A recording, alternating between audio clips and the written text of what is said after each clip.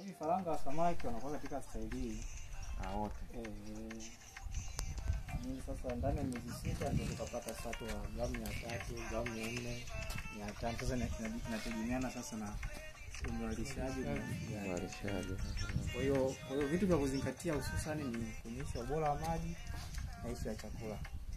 Kwa hiyo chakula zingatia unalisha mara kwa mara na lishe ya maji pia unamlisha maji kwa wakati. Ili sasa siku tusije tukakosa matokeo kwa sababu ya kudumaa kwa kushinda kuwapa chakula cha kutosha. Hicho ndio kitu cha kuzingatia. Sawa. Hapo ushajaza maji basi hakika kitafika sana unabadilisha maji on time.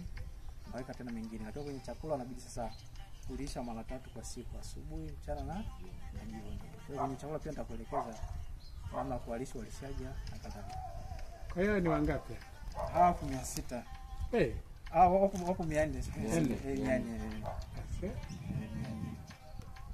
Ni kama huko 100. Hizo kija 50. Hadi 40. Unaweza kaisa wako 40. Yaani wakiwa wadogo wanakuwa katika 30 ndani ya mwezi mmoja na utatayari Kwa kuna hewa umani. Mna hewa.